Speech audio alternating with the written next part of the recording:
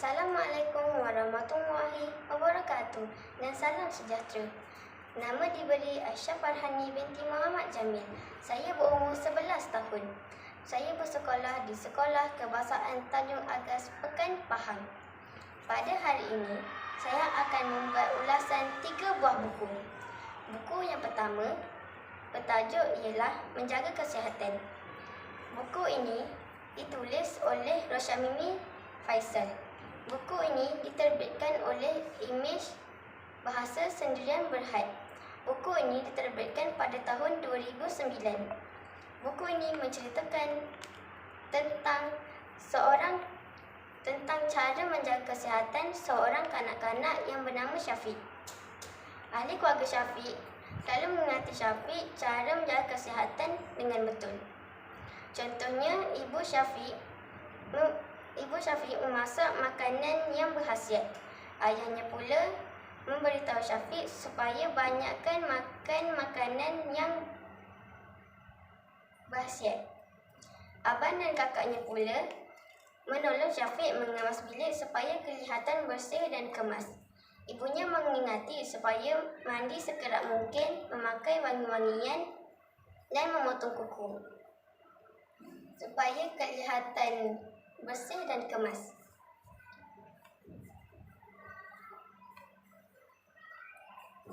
Syafiq ialah anak yang rajin, baik dan mendengar kata kedua ibu bapanya. Syafiq sangat mementingkan cara menjaga kesihatan dan kebersihan untuk dirinya dan orang lain.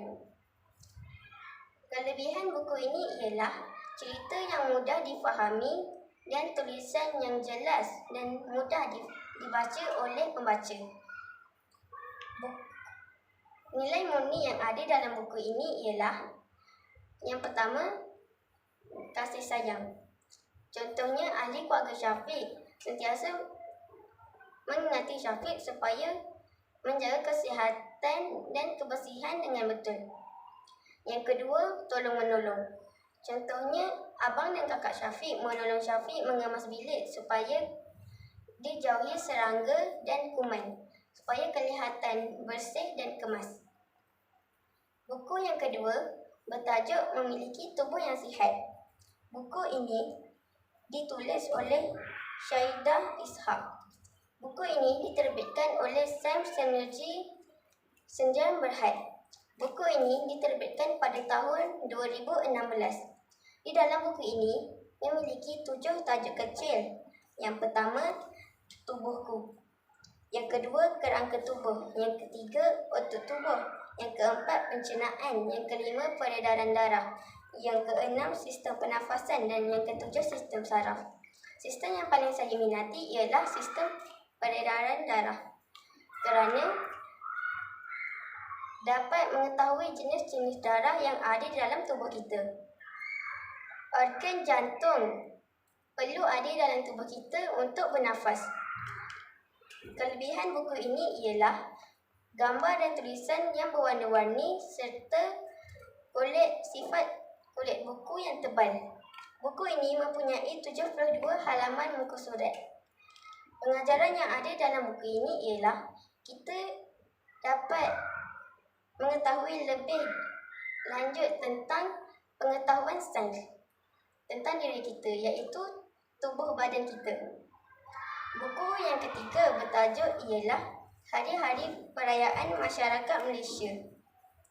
Buku ini ditulis oleh Zainal Jaslan. Buku ini diterbitkan oleh Kementerian Kebudayaan, Kesenian dan Warisan Malaysia. Buku ini diterbitkan pada tahun 2006. Di dalam buku ini mempunyai perayaan yang ada di Malaysia. Yang pertama, Hari Raya Aidilfitri. Yang kedua, Tahun Baru Cina. Dan yang ketiga, Deepavali. Yang keempat, Gawai Dayak. Yang kelima, Tadau Keamatan. Yang kelima, Christmas. Yang keenam, Songkran dan Loy Krathong.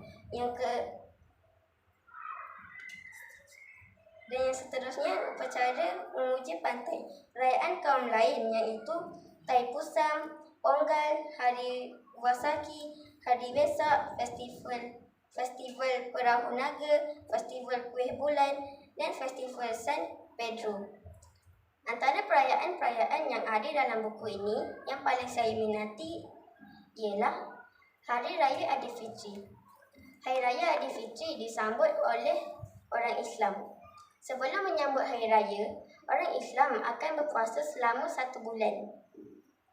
Semasa berpuasa, orang Islam akan solat tarawih, adanya bazar Ramadan,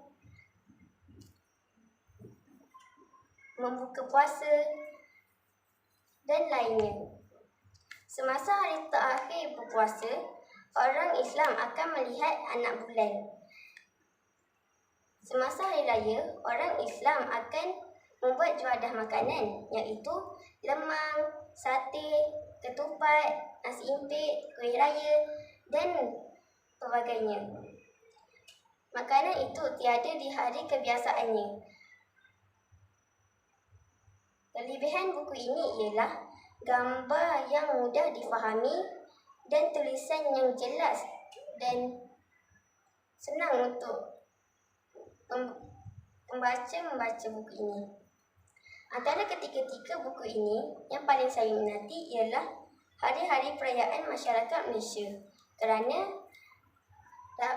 dapat mengetahui lebih tentang pengetahuan dan juga dapat mengetahui tentang perayaan-perayaan yang ada di Malaysia.